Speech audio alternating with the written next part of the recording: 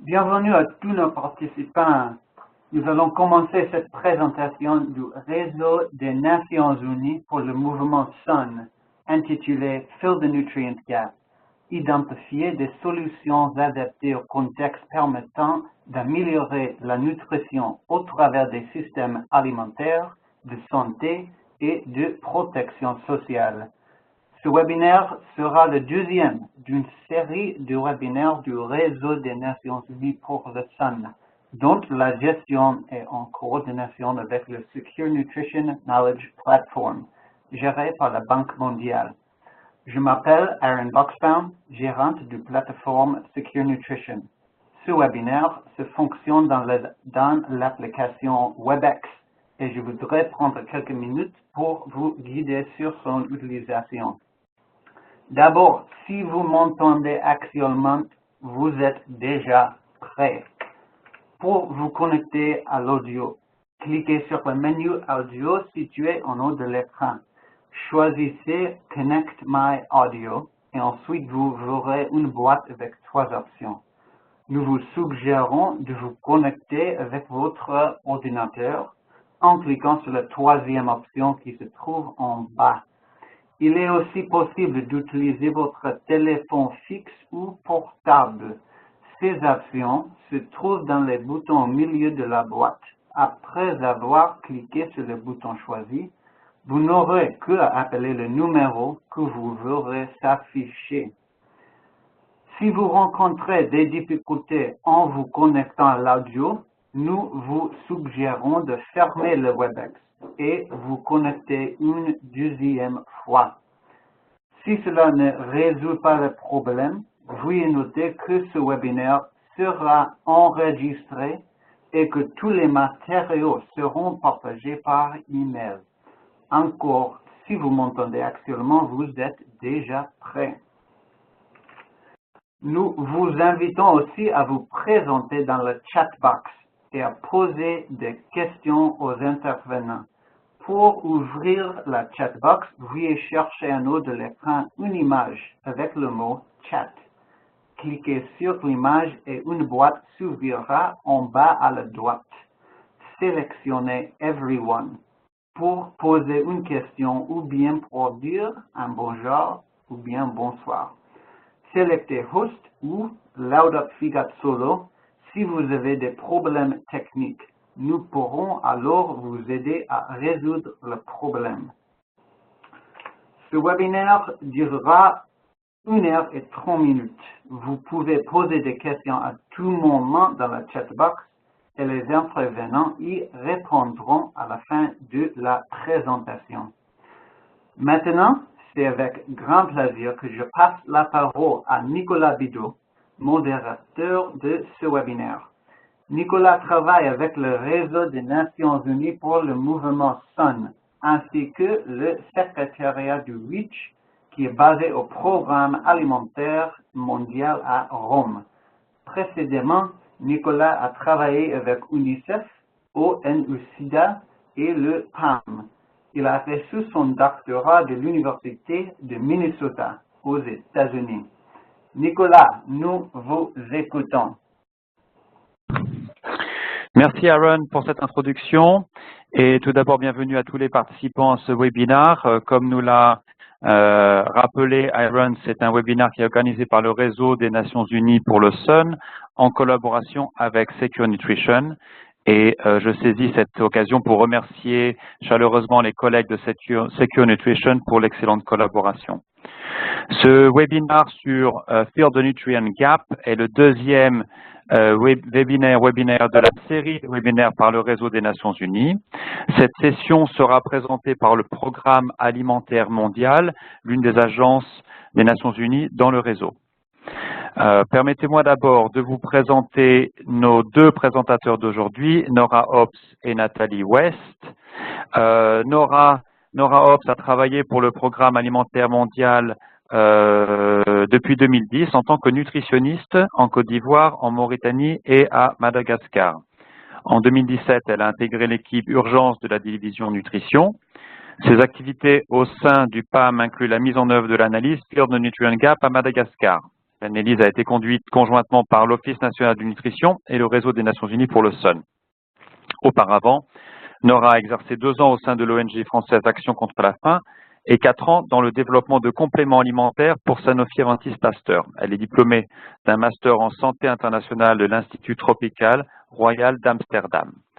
Notre deuxième présentatrice est Nathalie West, qui est membre de l'équipe Field Nutrient Gap dans l'équipe du PAM, de la division nutrition du PAM à Rome.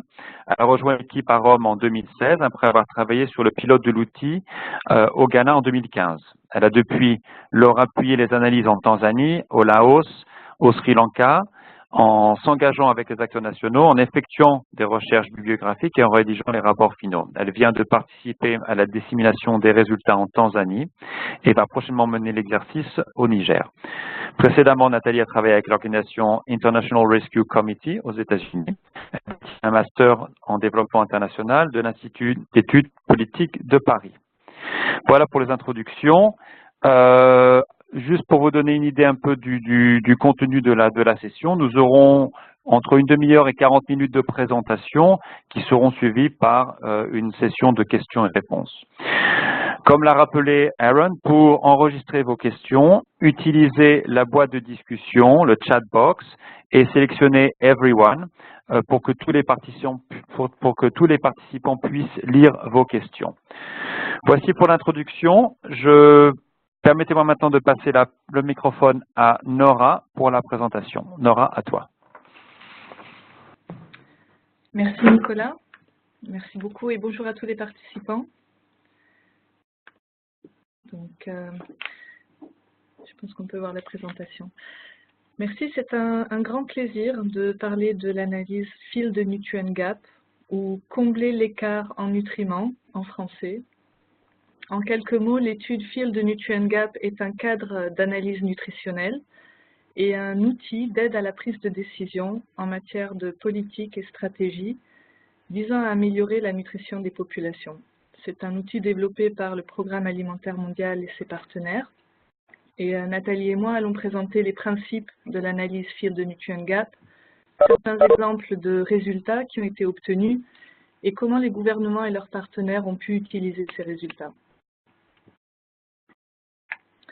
Donc, le cadre dans lequel le PAM collabore avec les gouvernements est rattaché à l'objectif de développement durable numéro 2, faim zéro, éliminer la faim, ce qui contribue à faire en sorte que chacun ait accès chaque jour à une alimentation suffisante et nutritive, y compris les femmes et les jeunes enfants. L'analyse s'appuie sur le cadre général d'action à mener pour atteindre un développement nutritionnel optimal chez le fœtus et l'enfant, développé par le Lancet. Ce cadre donc définit les principales interventions spécifiques et sensibles à la nutrition recommandée. Et par rapport à ce cadre, l'analyse Field Nutrient Gap informe les gouvernements sur l'analyse spécifique de chaque contexte et aide à identifier donc des solutions qui sont basées sur les évidences et adaptées au contexte, ce qui permet donc au niveau national de prioriser les interventions qui pourront le mieux améliorer la nutrition au travers donc des différents systèmes, les systèmes alimentaires, les systèmes de santé, les systèmes de protection sociale. Donc, le cadre conceptuel de la malnutrition montre donc 2 causes directes de la malnutrition et les besoins nutritionnels donc varient selon les individus. Pour prévenir la malnutrition, il est indispensable donc en premier lieu donc de veiller à ce que les apports alimentaires adéquats soient couverts. Et l'analyse donc Field Nutrient Gap donc se concentre spécifiquement sur comment les groupes d'individus parviennent à couvrir leurs besoins nutritionnels et l'analyse permet d'identifier donc les barrières qui se posent à la couverture des besoins nutritionnels. Donc une bonne nutrition consiste à consommer 40 nutriments venant d'une large variété d'aliments.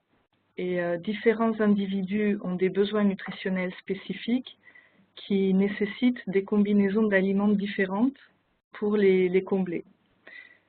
Par exemple, si on regarde l'exemple des besoins en fer, chez un jeune enfant ou chez un homme adulte, les besoins en fer sont très différents. Ils varient donc de 9 mg chez un jeune enfant à 13,5 mg chez un adulte. Et la quantité donc, de nourriture qui peut être ingérée pour couvrir ses besoins en fer est aussi très différente. Un jeune enfant a besoin de consommer donc, des aliments qui sont particulièrement riches en fer pour parvenir à couvrir ses besoins. Et selon les individus, donc, les besoins nutritionnels varient et il est important donc, de bien prendre en compte ces différents besoins pour assurer donc, la couverture des besoins nutritionnels et en particulier dans les périodes importantes pour le développement, puisqu'on parle donc de la période des 1000 jours, de la femme enceinte aux jeunes enfants, qui est la période donc critique dans le développement.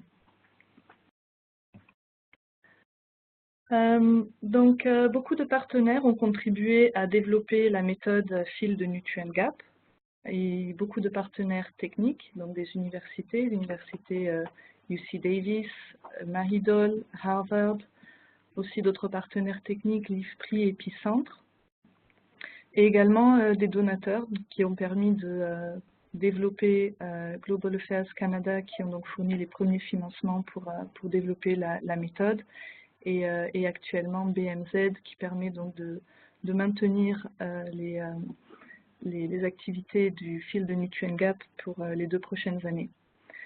Mais également, donc, maintenant que l'étude est menée dans plusieurs pays, d'autres donateurs, à travers donc, les pays où l'étude est conduite, contribuent aussi à soutenir l'utilisation de cet outil. L'analyse a été conduite à ce jour dans 8 pays. C'est donc les 3 pays en couleur foncée, El Salvador, Ghana et Madagascar, ont été les 3 pays pilotes de cette étude. Et depuis, donc, d'autres pays ont déjà finalisé l'analyse ou sont en cours de réalisation de l'analyse. Et on a déjà également une liste de pays qui sont en phase de planification de l'analyse. Donc il y a eu une progression depuis 2 ans rapide et un intérêt important des gouvernements pour conduire cette étude. Et également de plus en plus de pays qui maintenant participent au financement de l'analyse Field Nutrient Gap. Donc les principaux objectifs de l'analyse, ils sont d'une part de renforcer l'analyse de la situation nutritionnelle pour informer les prises de décision, et d'autre part d'établir un consensus au niveau national avec l'ensemble des partenaires, parce qu'on connaît donc la nature multisectorielle importante à mettre en œuvre quand on parle d'amélioration de la nutrition.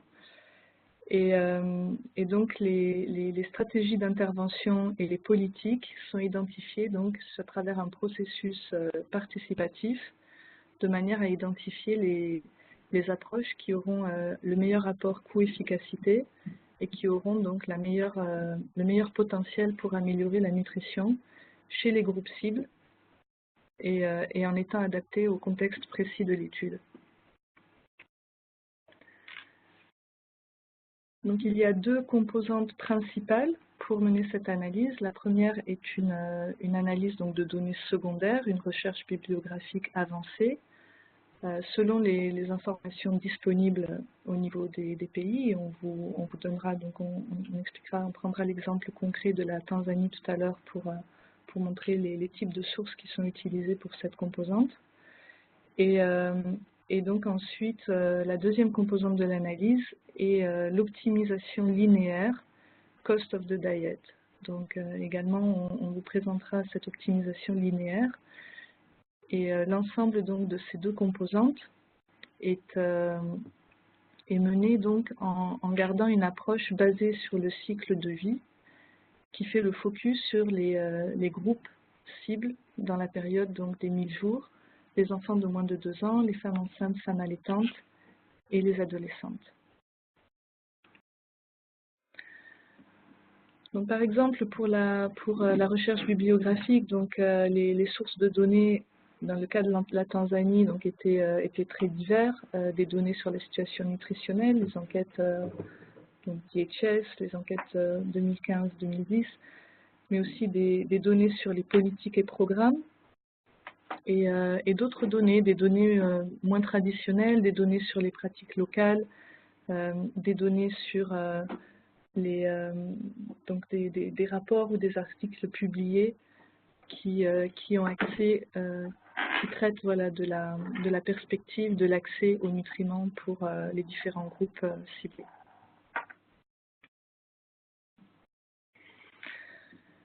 Donc sur la méthodologie de l'optimisation linéaire, donc cette méthodologie s'appelle Cost of the Diet parce qu'elle a été, en anglais, elle a été développée par Save the Children. Et c'est une optimisation qui permet de déterminer l'alimentation nutritive la moins chère en tenant compte des aliments disponibles localement. Donc c'est une pièce, c'est un élément central de l'analyse Field Nutrient Gap. Donc la méthode consiste à faire la revue de tous les aliments localement disponibles, donc d'en connaître les valeurs nutritionnelles et de connaître le coût de ces aliments sur le marché. Et on regarde les besoins nutritionnels d'un ménage en identifiant des membres de ménage donc, que l'on souhaite analyser, c'est-à-dire les femmes enceintes, les enfants de moins de 2 ans, les enfants d'âge scolaire, donc qui constituent le ménage. Et donc cette optimisation linéaire permet d'optimiser par le coût et donc d'identifier la combinaison d'aliments la moins chère, donc des aliments localement disponibles, et qui permet de couvrir tous les besoins nutritionnels de l'ensemble des membres du ménage. Et c'est ce qu'on appelle donc cette combinaison d'aliments la moins chère. Donc c'est ce qu'on appelle l'alimentation nutritive. Et quand on parlera des résultats dans les slides suivants et dans les exemples des pays, donc on parlera de cette alimentation la moins chère à partir des aliments locaux, et qui est également ajusté aux aliments de base consommés localement. Et on y référera en l'appelant l'alimentation nutritive. Voilà, et c'est une information très importante parce que dans l'analyse Field Nutrient Gap, de connaître donc cette alimentation nutritive la moins chère permet ensuite donc de comparer le revenu des ménages et d'évaluer la proportion de la population qui peut accéder économiquement à cette alimentation nutritive la moins chère.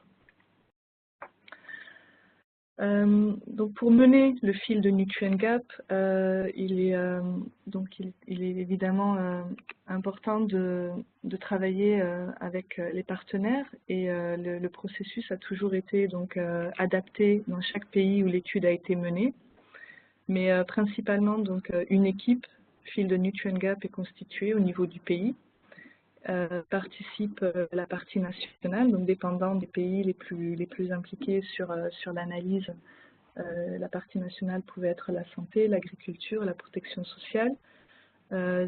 Contribuer aussi donc le bureau du PAM, que ce soit donc l'équipe du PAM au niveau du pays, mais aussi donc la division nutrition au siège, qui est techniquement en charge de faire le suivi et l'appui technique de cette étude, mais aussi d'autres collègues, parfois le niveau régional, et des agences des Nations Unies, les agences qui ont un mandat dans la nutrition, souvent UNICEF, OMS, la FAO, UNFPA, et également d'autres partenaires, puisque cette analyse donc a permis de aussi engager d'autres secteurs, les secteurs privés, les secteurs du développement, à engager le dialogue sur la nutrition. Donc, comme nous l'expliquions, le processus est toujours adapté au niveau du contexte du pays dans lequel elle est menée. Le réseau Sun est le réseau le plus évident pour donc conduire ce processus. Mais dans d'autres pays, d'autres mécanismes donc, ont pu être utilisés. Ce processus donc a trois parties principales. La première partie donc est d'abord de se réunir avec la partie nationale et l'équipe de coordination de l'étude afin de définir le focus, quelles seront les attentes liées à l'étude, donc souvent à travers des réunions de lancement, de discussion et d'explication de l'analyse, et de trouver aussi un consensus sur les principaux groupes cibles qui seront étudiés et sur le niveau d'analyse à conduire. Parce que ce sera aussi au niveau régional, donc tout ceci est décidé dans un premier temps avec donc les réunions donc de multiples partenaires. La deuxième partie du processus sont tout ce qui constitue les analyses. Donc, dépendant également de ce qui est disponible au niveau national, il est important donc, de mener cette analyse de cost of the diet. Et pour la mener, donc, on doit avoir des prix des principaux aliments donc, consommés dans le pays. Il est nécessaire d'avoir des prix pour environ 40 aliments différents ou jusqu'à 60. Parce qu'il est important donc d'avoir des aliments qui représentent les principaux groupes alimentaires. Donc, si ces données sont suffisantes et disponibles, on peut travailler avec ces données au niveau national. Si ces données sont incomplètes ou indisponibles, donc il faut les collecter et ces collectes se font conjointement entre le gouvernement et le PAM aussi a facilité beaucoup la collecte de ces données. Donc ensuite, les données sont compilées et analysées à travers donc, la méthode Cost of the Diet, donc l'optimisation linéaire. Et ensuite, on effectue donc différents travaux de modélisation. Donc la modélisation est aussi une partie importante de l'analyse. Donc c'est la partie pour laquelle on compare différentes interventions et comment ces interventions donc, permettent d'améliorer l'accès aux nutriments, donc le potentiel de chaque intervention à lever les barrières pour permettre une bonne nutrition pour chaque groupe cible. Donc une fois que tous ces résultats sont disponibles, la dernière phase est donc la phase des recommandations.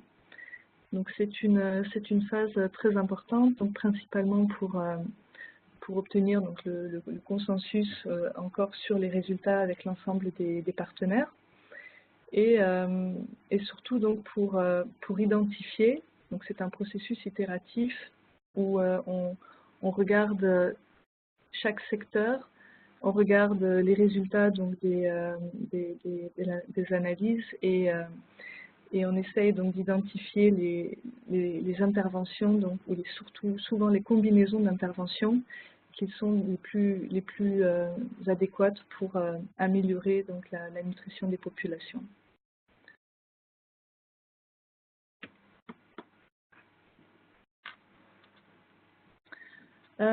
Donc les résultats de l'analyse Field Nutrient Gap ont été utilisés différemment dans plusieurs pays. Donc ici, dans les 3 pays pilotes, donc El Salvador, le Field Nutrient Gap a été utilisé pour travailler sur les questions de protection sociale. Le pays donc, était en phase d'élaboration et de conception de politiques de protection sociale. Et les résultats donc, ont été utilisés pour orienter cette nouvelle politique. Au Ghana, l'utilisation a été de renforcer l'engagement des partenaires, donc des différents secteurs, autour des stratégies nutritionnelles qui étaient existantes. Mais donc il y avait besoin de rassembler et d'engager ces partenaires. Ça a permis donc d'avoir cet engagement actif. Et à Madagascar, l'étude a été donc réalisée juste avant la révision de la nouvelle politique nutritionnelle et du plan d'action.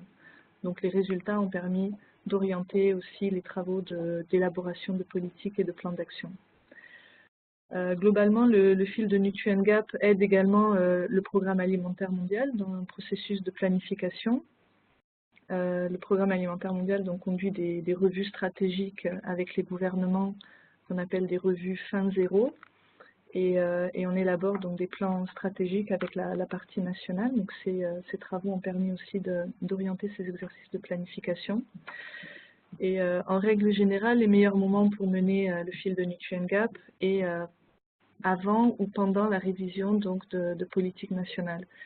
Mais il y a eu des pays comme la Tanzanie ou le Niger où le Field Nutrient Gap a été conduit un peu plus tard dans ces processus, à la fin de processus de planification, et ils ont aussi également, ils ont également été utiles pour affiner ou pour aider à reprioriser donc ces stratégies nationales. Et donc voilà, donc ce sont des informations qui sont simples et à comprendre aussi pour tous les secteurs, pour les partenaires qui aussi ne travaillent pas dans le secteur de la nutrition, et qui permet donc d'engager sur un dialogue sur la nutrition. Voilà, je vais maintenant passer la parole à Nathalie pour présenter des exemples de résultats dans les différents pays où l'étude a été menée. Merci Nora. Avant de passer la parole à Nathalie, je voulais vous rappeler de poser vos questions. Donc utilisez la chat box, la boîte de dialogue en bas, et envoyez ça à everyone pour que tout le monde puisse voir vos questions pour alimenter donc la discussion à la fin de cette présentation. Voilà. Maintenant, je passe la parole à Nathalie. À toi, Nathalie.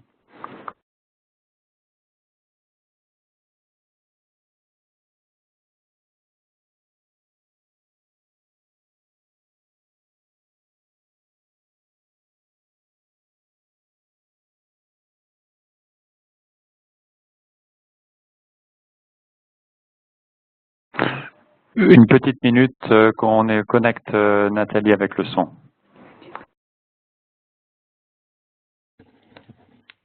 Ok. Merci tout le monde. Pour continuer, je vais vous présenter seulement quelques exemples des pays divers, des exemples des résultats pour donner une idée de ce qui peut sortir de l'analyse FNG. Donc pour chaque pays, nous avons de longues présentations plus détaillées ainsi que des rapports qui décrivent toutes les barrières identifiées à travers les données disponibles. Donc ici seulement pour donner une idée. Donc pour commencer, nous avons un exemple de Madagascar. Et ici, nous voyons en orange le coût journalier d'un régime qui couvre uniquement les besoins énergétiques du foyer modélisé. Et en bleu, le coût journalier d'un régime qui couvre tous les besoins nutritionnels du foyer. Donc, c'est-à-dire l'énergie, la protéine, le gras, les 9 vitamines et 4 minéraux. Donc, on voit ici qu'il est beaucoup plus difficile d'obtenir une alimentation nutritive qui coûte en moyenne 2 fois plus cher qu'une alimentation qui couvre seulement les besoins énergétiques. Et donc, cette comparaison est intéressante, mais elle devient encore plus importante quand on la compare aussi avec les dépenses moyennes des foyers que nous avons ici avec la Tanzanie. Donc, nous voyons ici la proportion des foyers qui ne peuvent pas accéder à une alimentation qui couvre les besoins énergétiques de tous les membres du foyer. Donc, au niveau national, ce régime n'est pas abordable pour 20% des foyers. Mais on peut voir que cela varie selon la région. Donc, dans certaines régions, moins de 5% des foyers ne peuvent pas accéder à ce régime. Donc, presque tous les foyers peuvent y accéder. Et puis, dans d'autres régions, plus d'un tiers des foyers ne peuvent pas y accéder. Donc, il y a des différences importantes entre les régions. Et puis, on voit qu'en Tanzanie, comme à Madagascar, il est encore plus difficile d'obtenir une alimentation nutritive. Donc ici, au niveau national, presque 60% des foyers ne peuvent pas couvrir adéquatement leurs besoins nutritionnels. Et en plus, les régions où les plus hautes proportions des foyers ne peuvent pas accéder à l'alimentation nutritive sont différentes entre les besoins énergétiques et les besoins nutritionnels. Donc cela nous indique que la disponibilité et les prix des aliments nutritifs varient entre les régions et nous rappelle qu'il faut consommer une variété d'aliments plus large pour couvrir ses besoins nutritionnels que pour satisfaire ses besoins énergétiques. En plus des besoins du foyer, nous considérons aussi les membres individuels, surtout ce qui ont à voir avec les 1000 premiers jours de la vie. Donc normalement, le foyer modélisé comprend une femme allaitante, un enfant de 6 à 23 mois qui représente un enfant de moins de 2 ans et une fille adolescente. Donc on peut voir ici dans cet exemple du Cambodge que la femme allaitante et l'adolescente sont les membres du foyer les plus chers. Donc cela indique qu'il est plus difficile de couvrir leurs besoins nutritionnels. Et cela est parce que l'adolescence est une période de croissance rapide pendant laquelle les filles en particulier ont des besoins nutritionnels encore plus élevés à cause de la menstruation. Et la femme allaitante doit consommer plus de micronutriments pour produire du lait maternel bien nutritif pour la croissance saine de son enfant allaité. Donc, il est probable que cette adolescente et cette femme n'arrivent pas à consommer une alimentation suffisamment nutritive, surtout compte tenu de la façon dont la nourriture est partagée dans un foyer, qui n'est pas toujours équitable et qui défavorise souvent les femmes. Donc, on a vu que au Cambodge, les coûts pour l'adolescente et pour la femme allaitante étaient à peu près égaux. Ici, au Laos, on voit que l'adolescente est plus chère, mais ce sont toujours les deux membres plus chers du foyer. Donc, avec Cost of the Diet, on peut voir exactement combien la grossesse et l'allaitement augmentent le coût d'une alimentation nutritive pour une adolescente ou pour une femme en âge de procréer. Donc ce point était très important au Laos, où on a trouvé plusieurs sources secondaires qui soulignaient le taux élevé de grossesse parmi les adolescentes. Donc 40% des femmes au Laos deviennent enceintes ou accouchent de leur premier enfant avant l'âge de 19 ans. Donc on voit ici l'importance de l'intégration de ces deux parties de l'analyse, donc de la recherche bibliographique et de l'analyse Cost of the Diet. En plus de la sous-nutrition, on commence à voir le double fardeau de la malnutrition dans beaucoup de pays où on a déjà mené l'analyse FNG. Donc, au Cambodge, la consommation des snacks sucrés et salés est déjà assez importante parmi les jeunes enfants, donc de moins de 2 ans. Et plusieurs études ont montré que dans des régions différentes dans le pays, plus de 40% et des fois jusqu'à 75% des enfants de moins de 2 ans mangent régulièrement des snacks. Et si les jeunes enfants mangent ces snacks, il est probable que les enfants plus âgés en mangent aussi. On a donc modélisé cette consommation des snacks qui a été trouvée dans des sources secondaires pour montrer comment cela peut augmenter le coût d'une alimentation nutritive pour le jeune enfant. En moyenne, on a trouvé une augmentation de 38% dans le coût de cette alimentation si l'enfant mange seulement une portion de snack par semaine. Cela ne veut pas dire que les snacks coûtent très cher, mais qu'il devient plus difficile de couvrir les besoins nutritionnels de cet enfant sans dépasser ses besoins énergétiques. Donc, qu'avec cette consommation des snacks, le reste de l'alimentation doit avoir une densité de nutriments plus élevée. Et donc, ces aliments peuvent être moins disponibles ou bien plus chers.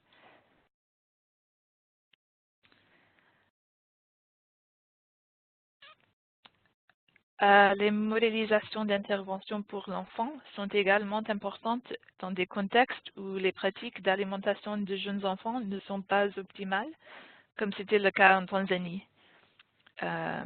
Donc, on a trouvé que la proportion de jeunes enfants qui recevaient une alimentation minimum acceptable était très basse au niveau national. Et on peut voir ici avec les cartes que surtout la diversité minimale de l'alimentation est très basse dans presque toutes les régions. Donc, les interventions pour améliorer ces pratiques d'alimentation consistent souvent en l'éducation nutritionnelle ou en la communication pour le changement de comportement. Mais en effet, il faut également penser à l'accès à une alimentation nutritive. Donc, si le foyer, en général, ne peut pas accéder à une alimentation nutritive, il est peu probable que le jeune enfant puisse y accéder. Nous avons donc modélisé l'impact en Tanzanie des interventions et à l'échelle du foyer et spécifique aux jeunes enfants sur le coût d'une alimentation nutritive pour celui-ci. Ce sont des interventions qui ont été proposées par des partenaires nationaux ainsi qu'inspirées par des sources de données secondaires. Donc, il faut noter que les interventions partagées dans le foyer ont aussi des impacts partagés. Donc, on ne peut pas prédire de combien en bénéficiera cet enfant. Et donc, on peut constater que les interventions spécifiques, en général, couvrent mieux les besoins de l'enfant. Donc ici, le plus grand impact, avec une réduction d'à peu près 50% en moyenne dans le coût de l'alimentation nutritive de l'enfant, a été avec l'introduction d'une pâte de cacahuètes fortifiée, donc SQLNS, et que ça dépend vraiment toujours des régions. Donc, les interventions avec les impacts plus importants varient selon les régions. Pour ce qui concerne la femme allaitante, qu'on se souvient est souvent un des membres les plus chers du foyer, on a modélisé plusieurs interventions spécifiques, donc ici au Laos, où les interventions comprenaient des barres d'énergie localement produites et aussi un coupon pour aliments frais, dont un aliment d'origine animale et un légume qui ont été choisis selon les prix et les disponibilités locaux au niveau de la province. Donc ici, dans l'intérêt de cette comparaison, toutes les interventions sont modélisées en nature, donc gratuit, mais en effet, on modélise aussi des interventions au prix du marché ainsi que subventionnées, parce qu'on sait qu'il n'est pas toujours possible de donner des interventions en nature. Donc ici encore, on voit que les impacts varient toujours par province, ce qui reflète les différences de prix et disponibilité des aliments nutritifs.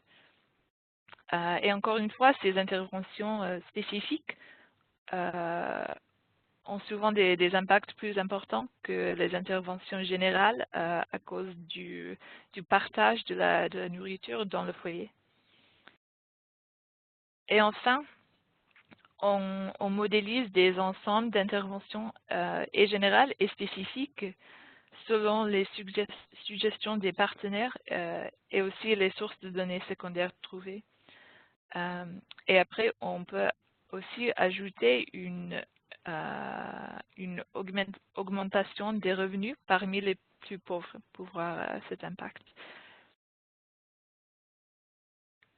Donc en Tanzanie, on voit ici la comparaison de deux interventions à l'échelle du foyer. Donc, un qui était des aliments de base fortifiés et un qui était des jardins potagers. Puis un ensemble d'interventions spécifiques visant le jeune enfant, l'adolescente et la femme aidante. Et puis cet ensemble d'interventions en combinaison avec un aliment de base fortifié pour le foyer.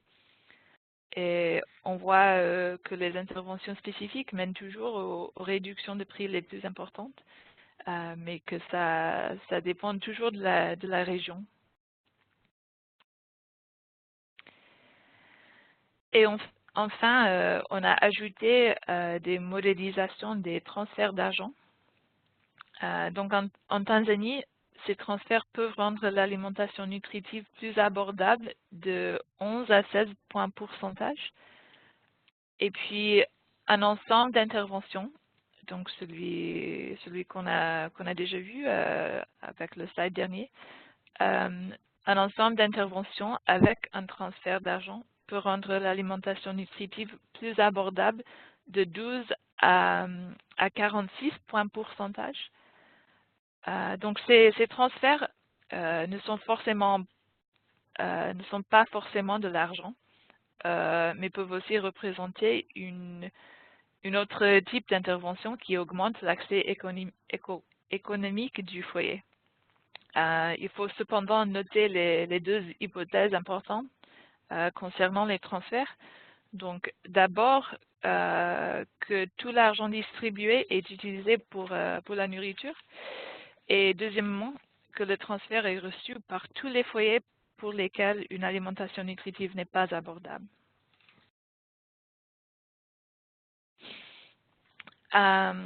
Donc, on a vu quelques exemples, mais comme on l'a déjà dit, pour chaque pays, les résultats complets sont développés plus dans un rapport plus détaillé. Et pour synthétiser l'analyse et les résultats, nous développons également des messages principaux pour chaque pays, dont nous avons ici l'exemple du Laos. Donc, ce premier message montre que la malnutrition varie selon la localisation, donc ici plutôt régionale, mais souvent aussi il y a des différences urbaines-rurales, et aussi selon des facteurs ethno-linguistiques et socio-économiques. Le deuxième message souligne l'importance de viser la diversité et la qualité de l'apport d'aliments, en plus de la quantité seulement. Le troisième message que nous avons trouvé pour le Laos, c'est qu'on a vu dans des sources secondaires de données que les sources d'aliments changent au Laos et qu'auparavant les aliments sauvages étaient très importants, mais que la diminution de l'accès à la terre et à la forêt et aussi des changements dans la production agricole pourraient être des barrières de plus en plus importantes à l'accès à une alimentation nutritive. Et cela nous mène au quatrième message. Donc, si les sources d'aliments changent actuellement, l'accès économique peut devenir une barrière encore plus importante.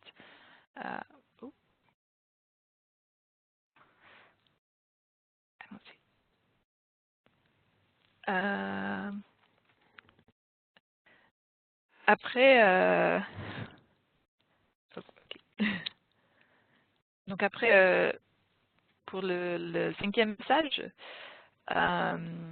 nous avons souligné qu'en plus de l'accès économique et géographique aux aliments, les aspects du comportement et des pratiques de l'alimentation sont aussi importants pour les jeunes enfants.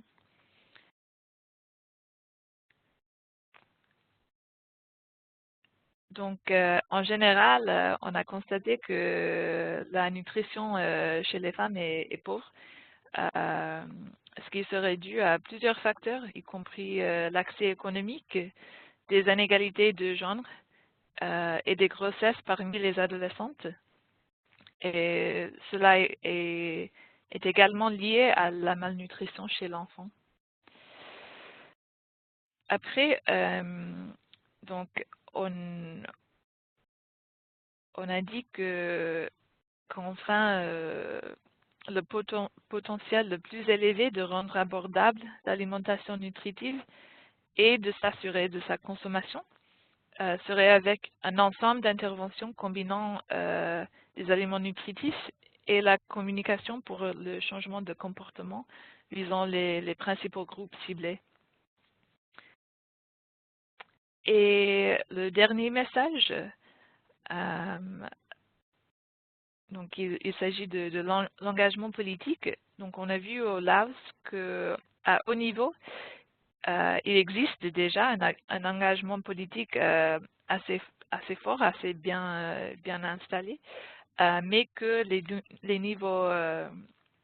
niveaux administratifs plus locaux bénéficieraient du développement des capacités plus forts.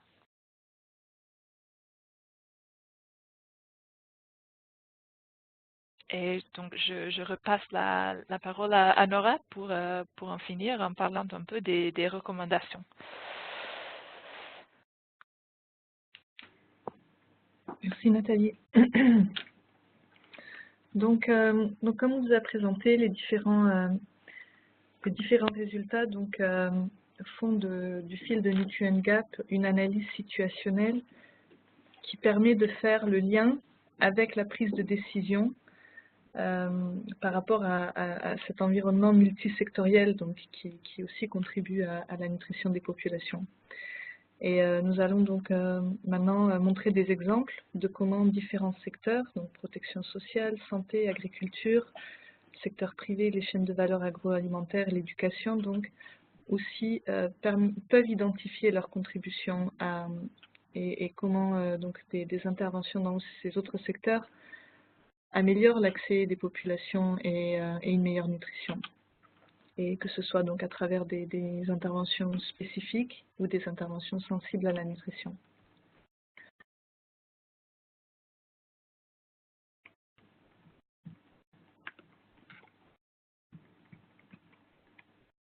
Voilà.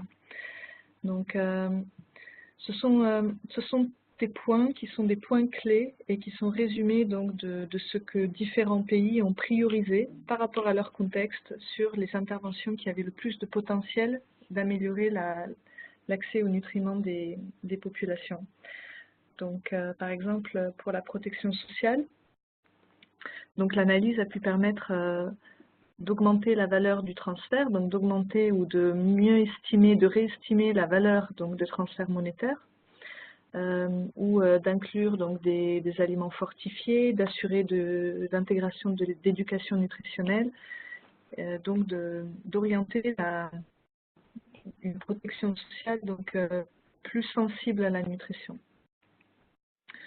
Donc le secteur de la santé aussi donc à travers des interventions plus spécifiques, donc a pu identifier par exemple les tablettes de micronutriments qui donc par rapport aux tablettes de fer et d'acide folique, le traitement de la malnutrition aiguë modérée ou des soins donc de suivi de grossesse plus adaptés aux besoins des adolescentes, et également d'autres secteurs, l'agriculture donc et les chaînes de valeur, donc les interventions au niveau de l'agriculture et des partenaires donc du secteur privé ont l'analyse contribue à montrer donc que leur rôle est aussi très important donc dans l'atteinte des objectifs nutritionnels. Donc au niveau de l'agriculture, les plateformes de promotion de l'agriculture peuvent permettre de faire la promotion d'une bonne nutrition, mais aussi les semences biofortifiées, aussi des réflexions sur la réduction des pertes post-récolte. Pour les chaînes de valeur agroalimentaire, donc des interventions identifiées par exemple au Pakistan étaient d'harmoniser le cadre réglementaire lié à la fortification des produits alimentaires de base. D'autres pays ont identifié des activités prioritaires, comme par exemple au Ghana, améliorer la gestion logistique et le stockage des aliments frais. Et de manière globale, donc un des résultats également de l'étude à travers le processus et les différents partenaires qui l'engagent est justement d'amener tous ces différents partenaires à identifier le rôle qu'ils peuvent avoir pour améliorer la nutrition et également donc le secteur éducation à travers par exemple des repas scolaires ou identifier donc les adolescents comme un groupe pour augmenter leur adhésion à l'école ou aussi des éducations nutritionnelles. Voilà, donc merci à tous de votre attention et Nicolas, je te repasse la parole. Merci beaucoup à Nora et Nathalie pour une très bonne présentation. Il est clair qu'à la revue de la présentation, le Fear the Nutrient Gap comble un important écart dans le domaine de la nutrition, aussi bien spécifique que sensible. On a vu qu'il fournit un cadre, un outil d'analyse et, plus important encore, un processus qui rassemble différents secteurs et partenaires et génère des informations stratégiques importantes pour informer les décisions en matière de nutrition. On a vu dans les exemples, y compris la refonte des politiques ou encore l'élaboration de nouvelles politiques et plans. Les exemples de pays qui ont été montrés illustrent bien aussi que l'outil est là et d'où le processus est là pour déterminer des actions concrètes prises par les pays après avoir utilisé l'outil FNG et pour ajuster leur programmation en nutrition. Donc vraiment une très bonne présentation qui illustre bien l'outil et les portées de cet outil au niveau des pays. Encore un gros merci à nos deux présentatrices. Nous avons reçu un grand nombre de questions, donc nous tenions à vous remercier pour votre participation. Continuez à envoyer les questions. Nous allons procéder maintenant à la partie questions-réponses. Donc on va prendre des questions un à un et ces questions, je vais les diriger vers une ou l'autre des présentatrices en fonction de la question. Donc la première question que nous avons reçue, c'est une question de Seydou Magaji qui demande comment peut-on déterminer un élément moins cher car la cherté est relative. C'est lié en fonction du niveau de vie dans le pays. Si la pauvreté est très élevée, les aliments seront toujours chers et difficiles d'accès. Question que j'adresse à Nathalie. Ok, merci. Donc, une très bonne question. Donc, je répondrai que cette cherté dont on parle comprend et la disponibilité et l'accès, donc le prix. Donc, il y a deux composants de l'analyse et puis, en fait, quand on fait cette comparaison avec les dépenses des foyers, on voit souvent que, en effet, il y a une proportion très élevée des foyers qui ne peuvent pas accéder à cette alimentation qui couvre tous les besoins nutritionnels. Donc, oui, la charité, c'est une idée relative, mais vous avez raison et ça comprend donc prix et disponibilité et ça dépend du contexte et souvent des régions dans le pays. Merci Nathalie. Deuxième question qui nous est parvenue. Quels sont les aliments qui font partie de l'analyse du cost of diet? Est-ce seulement les aliments de base tels riz, maïs, blé ou cela comprend-il également les fruits, légumes, aliments d'origine animale? Est-ce la même liste d'aliments pour tous les pays ou cela est décidé en fonction des aliments disponibles localement? Question pour Nora. Nora. Merci, oui, tout à fait. Donc, les aliments qui sont pris en compte dans la liste des aliments donc, sont le plus d'aliments possible. Effectivement, il faut que la liste des aliments soit adaptée au contexte local. Les aliments qui sont disponibles dans les marchés, donc une partie seront les aliments de base, mais également tous les groupes doivent se retrouver. Les aliments de source animale sont très importants. Les fruits, les légumes, les huiles, les matières grasses, donc c'est environ un minimum de 60 aliments les plus courants dans le contexte qu'on étudie, mais idéalement être le plus exhaustif possible. Ensuite, les aliments qui sont qui n'ont pas besoin d'être inclus dans l'analyse sont ou bien des aliments qui sont très peu nutritifs, ou bien donc des aliments qui sont très chers, parce qu'on sait déjà qu'ils seront jamais sélectionnés dans cette alimentation nutritive la moins chère. Merci Nora. Question suivante de Damien Pereira. Comment le cost of diet prend-il en compte la variabilité saisonnière et régionale ou locale des prix? Nathalie, est-ce que tu peux cette question? Donc, pour l'analyse cost of diet, on peut en fait choisir plusieurs saisons pour l'analyse, mais pour l'FNJ, ça dépend. C'est en fonction des données secondaires qu'on utilise. Donc, nous utilisons généralement des données des prix du marché du gouvernement. Donc, si nous avons des données pour plusieurs saisons, on peut faire plusieurs analyses pour voir les variations. Sinon, c'est un aspect qui s'informe du côté des autres sources de données secondaires et donc que nous essayons de tenir en compte pendant l'analyse. Et puis, pour les variations régionales, on voit que oui, en effet, les régions ont des résultats assez différents. Et donc, ça dépend toujours des données, des prix du marché, mais normalement, nous avons des données pour au moins au niveau de la région ou de la province pour chaque pays. Merci Nathalie. Une question de Julien Chalimbaud, toujours un peu sur la variabilité, mais plus variabilité au niveau local. La question, est-ce que le cost of diet se fait à un niveau local? Non, le cost of diet se fait à un niveau local avec des prix de marché locaux. Du coup, comment utiliser ces analyses locales pour influencer les politiques au niveau national, donc considérant les variabilités locales? Est-ce que Nora, tu peux prendre cette question? Oui, merci.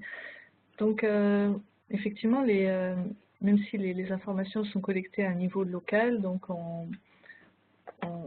on les rassemble et elles permettent donc justement d'ouvrir le dialogue sur les différences dans le pays, le fait que certaines populations donc accèdent différemment aux nutriments selon ou bien la disponibilité alimentaire, les aliments qui sont disponibles, ou bien donc le niveau de revenus ou d'autres difficultés, la vulnérabilité accrue d'autres régions qui peuvent, même en cas de bonne disponibilité alimentaire, donc constituer un frein et une barrière pour que les populations donc, couvrent leurs besoins nutritionnels.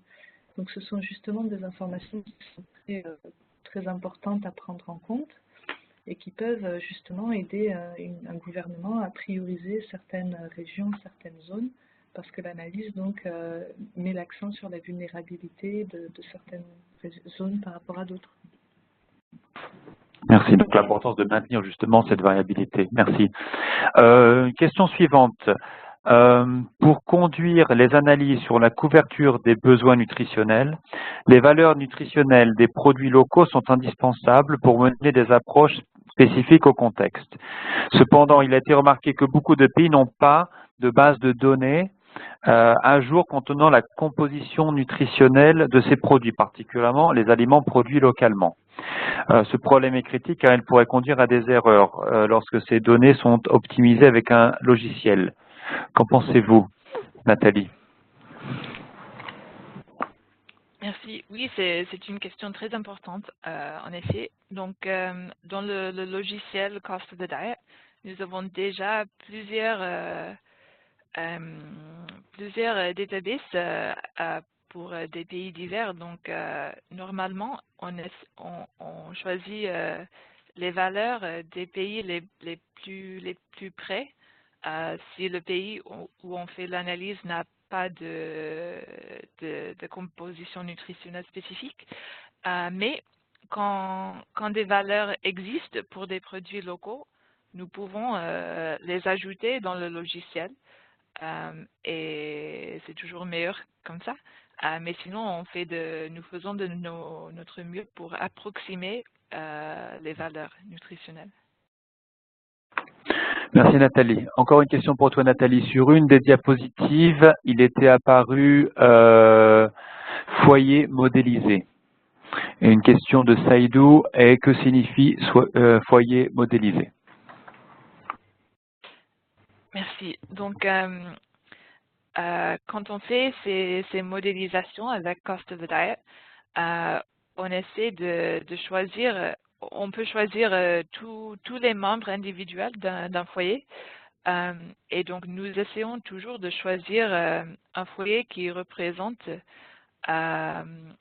des membres qui ont à voir avec les 1000 premiers jours de la vie.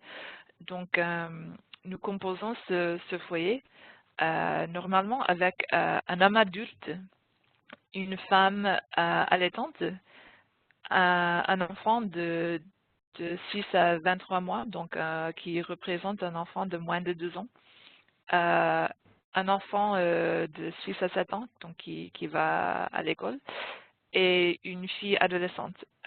Donc, quand on parle des foyers pour ces modélisations, en général, ce sera c'est 5 personnes.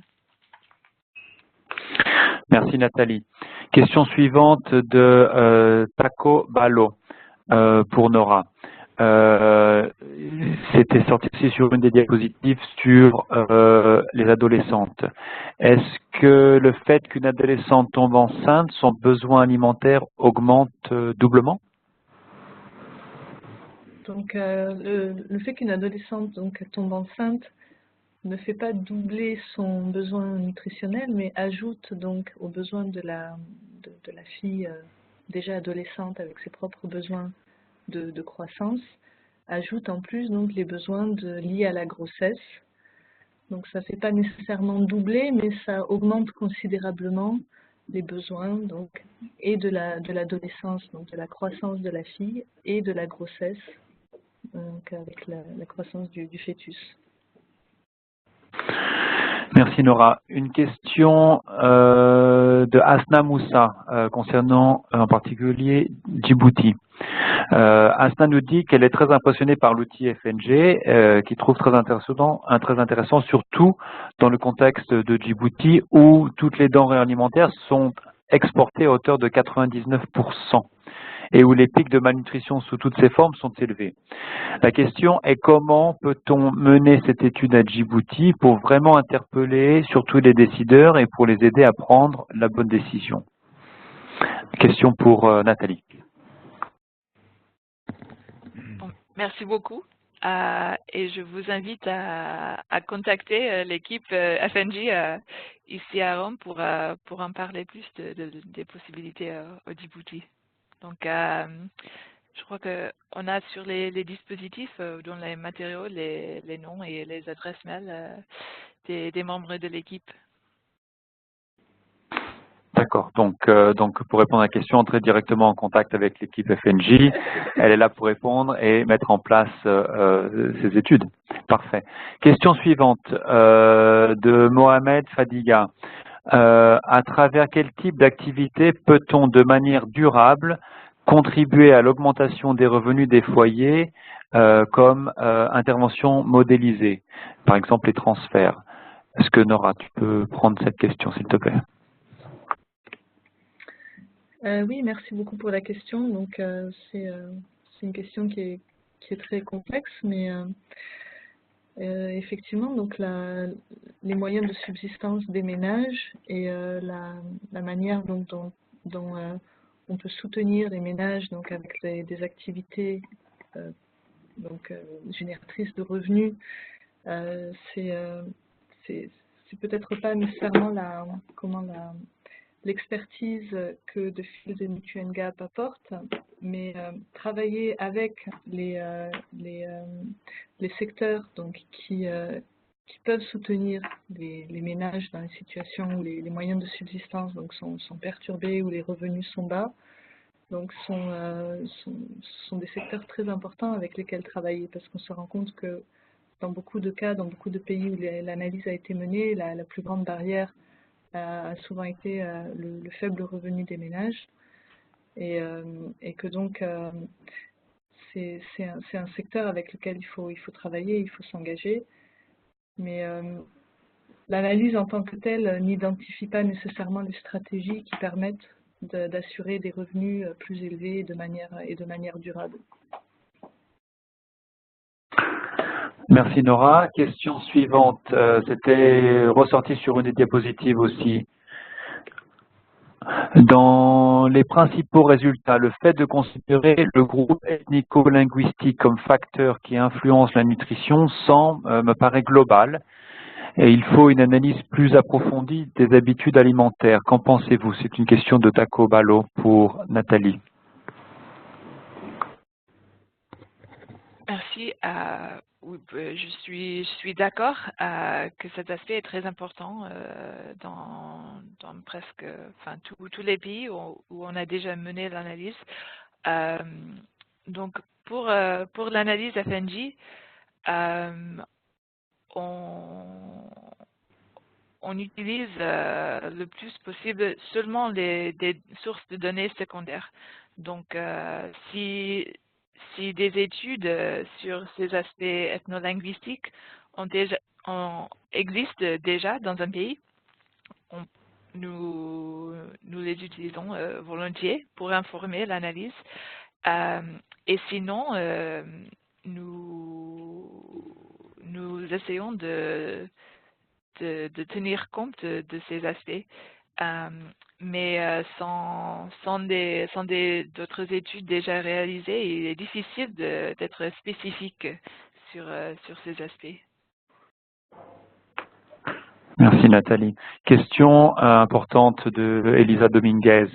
Quel est le coût moyen de ce type d'études pour avoir des résultats pour faire des recommandations au niveau national? Combien cela coûte-t-il, Nora? Alors, donc, le coût de l'étude aussi varie selon chaque pays, mais la fourchette moyenne, donc dans le cas où un pays dispose déjà de données, et donc il n'y a pas besoin de faire une collecte de données primaires, on a évalué le coût de l'étude autour entre 80 et 100 000 $ pour l'ensemble du processus. Donc, il faut savoir que le processus est relativement long, donc il inclut plusieurs formations, ateliers, des ateliers qui sont multipartenaires, donc qui engagent aussi beaucoup de personnes avec des déplacements. Donc ce sont les principaux coûts qui sont liés à cette analyse dans le cas où il n'y a pas besoin de faire de collecte de données primaires. Si en plus donc, de ce processus, on doit maintenant collecter donc, des données et déplacer des équipes dans des régions, coût peut dépasser, peut monter autour de 150 000 $, parfois un peu plus, ça dépend encore des régions, des moyens logistiques qui doivent être mis en œuvre, des distances, etc.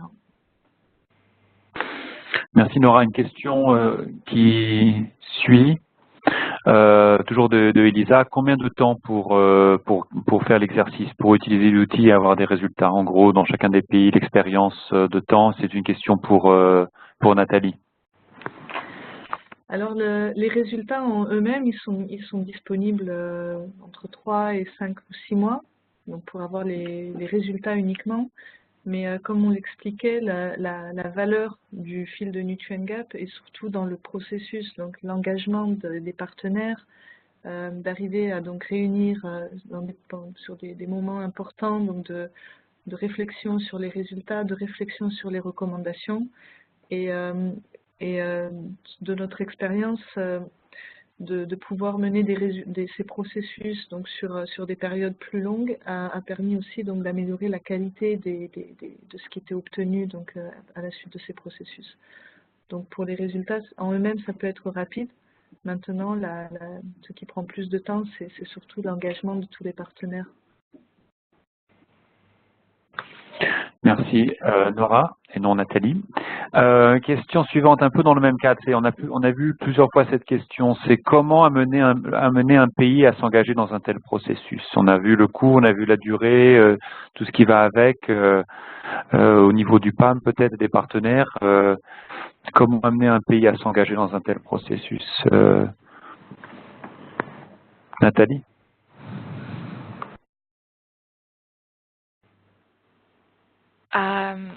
Donc je ne suis pas sûre que j'ai compris le but de cette question, mais en gros, les processus commencent avec un intérêt au niveau du pays. Donc souvent, comme on avait dit, à un moment où on a la révision ou la conceptualisation d'une politique ou d'une stratégie, et, et qui amène les partenaires au niveau du pays de nous contacter à Rome pour exprimer un intérêt. Et puis, c'est en fonction des logistiques et du temps, des financements. Mais oui, c'est un processus un peu différent pour chaque pays. Merci Nathalie. Et évidemment aussi de pouvoir partager l'exercice, le faire connaître. C'est pour ça que l'utilité d'un webinaire comme ça pour faire connaître l'exercice, comme tu l'as dit Nathalie, ça vraiment l'exercice doit arriver à un moment propice dans le processus de planning au niveau des pays, au travers des équipes pays elles-mêmes, parce qu'il y a des équipes PAM dans chacun de ces pays. Question suivante. La question suivante, c'est la présentation a été faite dans un certain nombre de pays, l'étude a été faite déjà dans un certain nombre de pays. Qu'est-ce qui a motivé le choix de ces pays où l'analyse s'est déjà déroulée? Une question d'Abdoulaye Kossibo pour Nora. Merci. Donc, ça rejoint un petit peu la question précédente. Les pays ont été sélectionnés donc, dans un premier temps parce qu'il y avait un intérêt au niveau donc, des partenaires et du gouvernement du pays. Et également parce que donc ils étaient donc dans une phase de planification, dans un moment opportun, donc d'une planification nationale, et qu'il a été évalué donc que mener l'analyse à ce moment pourrait informer ces processus, étaient des informations importantes à générer. Donc c'est la raison pour laquelle ces pays ont été choisis. Merci Nora. On va rester dans la discussion choix de pays. On a plusieurs questions en fait qu'on va pouvoir regrouper. Le choix de ces pays, Salvador, Ghana, Madagascar, semble moins urgent, pourrait-on dire, par rapport à d'autres régions telles que le Sahel. Est-ce que les pays du Sahel n'allaient pas vous demander à tirer plus de recommandations du point de vue du contexte nutritionnel? Donc pourquoi et qu'est-ce qui va être fait dans le cas du Sahel? Par exemple, Nathalie, tu vas travailler sur le Niger bientôt, donc peut-être par rapport au Sahel et puis la pertinence du choix des pays. Oui, merci. Donc, pour les pays pilotes, oui, ce sont des pays avec des situations peut-être moins urgentes que d'autres, et les choix étaient en fonction un peu toujours de l'intérêt et de la possibilité pratique de mener ces exercices de pilote. Pour ce qui concerne le Sahel, donc on va commencer le processus au Niger en octobre, et ça dépend des fois toujours de la disponibilité des données au niveau du pays. Donc, comme c'est une analyse qui utilise beaucoup de données secondaires, si un pays n'a pas beaucoup de sources secondaires pour informer l'analyse, il est plutôt difficile de mener un FNJ. Pourtant, on va vous rappeler que en fait, à Madagascar, il y a un taux de sous-nutrition chronique de 47%. Et donc un des pays pilotes. Et aussi au Pakistan, où on a fait l'analyse dans cette dernière année où ils ont actuellement un état d'urgence assez élevé. Merci Nathalie. Très bonne question de Julien Chalimbaud qui nous est parvenu. Selon votre expérience, quels sont les principaux facteurs qui vont faire que les recommandations vont effectivement être transformées en action? Nora. Merci Julien. Donc, de notre expérience, on a constaté qu'effectivement, ces résultats, on le présente, influent les politiques et les plans nationaux, mais comme les processus donc, de l'étude engagent tous les partenaires, donc les principaux partenaires en matière de nutrition ou d'autres interventions, d'autres secteurs, on sait que les résultats ont été déjà utilisés. On peut dire que le PAM utilise une partie de ces résultats pour informer ses propres programmes, mais d'autres partenaires, par exemple la Banque mondiale, a aussi utilisé des résultats du Field Nutrient Gap pour informer des politiques de protection sociale, parce que l'aspect modélisation permet donc de réunir tous les partenaires et de comparer des interventions qui se font déjà dans le pays. Et on arrive donc à comparer et à voir les interventions qui ont le plus de potentiel à adresser les problèmes de nutrition. Donc beaucoup d'intervenants ont réorienté leur stratégie sur la base de ces résultats, ou ont approché et déjà développé des projets. On constate la plupart du cas que les interventions spécifiques en nutrition ne sont pas suffisantes, qu'il est très important de les combiner avec d'autres interventions. Donc ces stratégies-là sont déjà transcrites et on sait que des acteurs les ont déjà mises en pratique, aussi sur la base des résultats donc, de Field Nutrient Gap.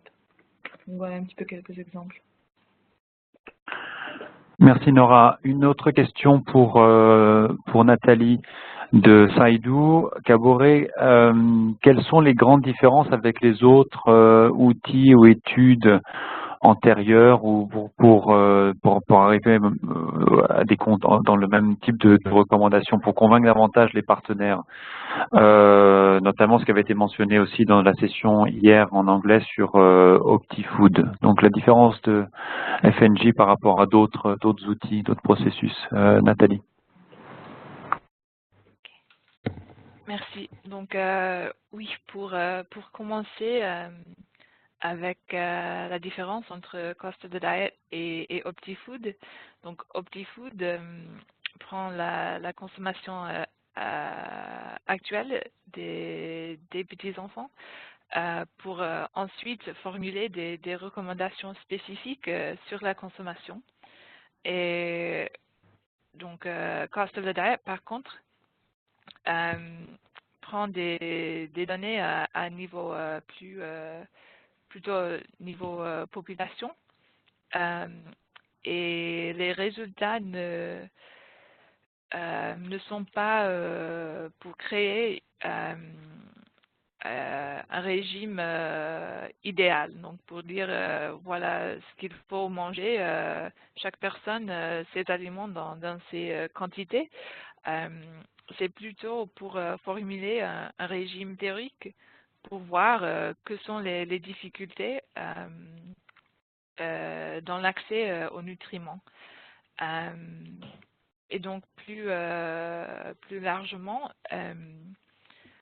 je crois que les deux parties de l'analyse FNG, donc c'est cette recherche bibliographique avec les sources secondaires d'une grande variété de secteurs, donc y compris l'accès, y compris la disponibilité, mais aussi les aspects pratiques sociales, aspects culturels.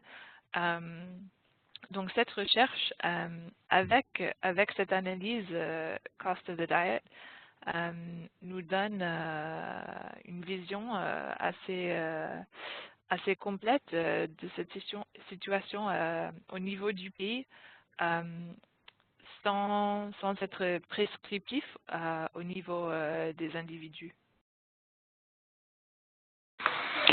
Merci Nathalie. Peut-être en complément par rapport à ça, une question qui nous était parvenue hier dans la session anglophone, justement sur comment sont déterminées les interventions à modéliser. Est-ce après une réunion participative avec les partenaires ou proviennent-elles uniquement de la recherche bibliographique? Tu avais mentionné, Nathalie, la recherche bibliographique. Donc peut-être pour Nora, identification des interventions à modéliser. Oui. Donc là, ça peut également varier hein, selon les pays. Il y a eu des contextes où les partenaires avaient une idée très claire des interventions qui voulaient être modélisées. La plupart du temps, des interventions donc, déjà en cours ou des projets d'intervention. Donc, dans ce cas-là, les partenaires, effectivement, se sont rassemblés, ont discuté des résultats, ont discuté donc, de la méthode de modélisation et on a défini les différentes activités qui pouvaient être modélisées. On a défini pour quel groupe, quelle serait la nature, quelles seraient, par exemple, aussi si ce sont donc des interventions donc, à base alimentaire, quels aliments, etc. Donc, pour aller vraiment dans le détail. Donc souvent des réunions participatives. Maintenant, sur cette base, donc ce que les partenaires avaient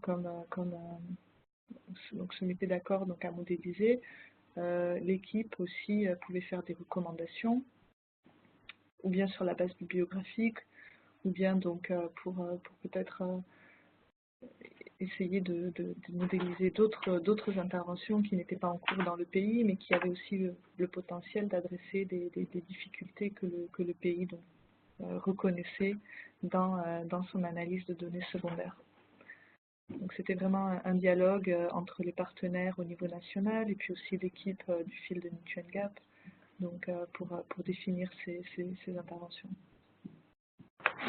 Parfait, merci. Nora, une dernière question qui était aussi sur l'appel anglophone d'hier, encore pour toi Nora. Dans une des diapositives, il est mentionné que l'alimentation nutritive des femmes enceintes est la plus élevée en termes de coûts. Avez-vous pris en compte que ces coûts incluent celui de la mère et de son enfant exclusivement allaité? Est-ce que cela a été décompté du coût de l'alimentation nutritive de l'enfant?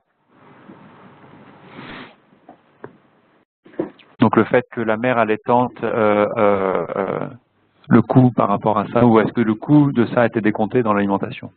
Ou comment vous factorisez ça? D'accord. Donc la femme enceinte, peut-être que c'est pour dissocier donc, le coût de la femme enceinte, le coût de la femme allaitante. L'alimentation de la femme enceinte, on a tout simplement compté l'alimentation donc à travers les aliments localement disponibles qui permettaient de couvrir les besoins nutritionnels donc de cette femme enceinte. Dans le cas de la femme allaitante, donc la modélisation qu'on a utilisée, ce sont donc des enfants, donc une femme allaitante, et dans le ménage, donc il y avait également un enfant, mais un enfant de 12 à 23 mois, donc un enfant qui n'était plus exclusivement allaité, mais on a compté donc une partie de ses besoins nutritionnels étaient couverts par l'allaitement, mais qui devait donc avoir encore une partie donc, de ses besoins couverts par des aliments qui sont aussi des aliments localement disponibles. Et donc Et donc voilà, l'enfant, lui, a obtenu une partie de son alimentation à travers le lait maternel, donc qui était gratuit. Voilà, le lait maternel donc fournissait une partie des nutriments de manière gratuite, mais l'enfant n'était pas exclusivement allaité, c'était un enfant de 12 à 23 mois, donc la partie restante de son alimentation était donc une alimentation à partir des produits locaux, donc de produits achetés. Parfait, merci Nora, bonne réponse. Nous arrivons à la fin de notre session. Nous avons couvert toutes les questions qui nous étaient parvenues sur cet appel francophone et nous avons aussi rajouté les autres questions complémentaires qui nous étaient parvenues hier sur la session anglophone. Donc je pense qu'avec ça, nous avons vraiment couvert toutes les questions concernant le FNJ. Vous pouvez toujours, bien sûr, contacter l'équipe FNJ ici à Rome si vous avez d'autres questions ou dans la mise en œuvre de cet exercice dans le cadre de votre pays. Deux petits messages peut-être à vous faire parvenir. Au cours de cette présentation, il a été beaucoup discuté la problématique de la composition des aliments, pardon. Et comme vous le voyez sur la diapositive actuelle, pour ceux qui ont la chance de participer au 21e Congrès international de nutrition à Buenos Aires, il y aura une session sur le Feed the Nutrient Gap et le Cost of Diet pour informer les politiques et programmes de nutrition. Inclus dans cette conférence, il y a une intervention de FAO InFood sur la composition d'éléments, un atelier conjoint Eurofear, Metrofood, Richfield Food Metrology and Food Composition Intake, et une session sur consommation alimentaire et harmonisation des données sur la composition d'éléments avec FoodX2. Donc il y a beaucoup d'éléments et aussi au niveau de la FAO, vous aurez davantage d'éléments complémentaires sur la composition des aliments. Deuxième point, au niveau, comme il avait été dit au début de ce webinaire, il fait partie du webinaire organisé par le réseau des Nations Unies pour le SUN. Et nous allons annoncer prochainement notre prochain webinaire qui devrait se tenir plus ou moins dans 2 mois. Et nous espérons que vous avez beaucoup apprécié ce webinaire. Je remercie encore nos 2 présentatrices. Je remercie également les collègues à Secure Nutrition pour leur excellente collaboration dans ces webinaires. J'espère que vous avez beaucoup apprécié. Je vous remercie pour votre participation et je vous souhaite une bonne continuation. À bientôt. Au revoir.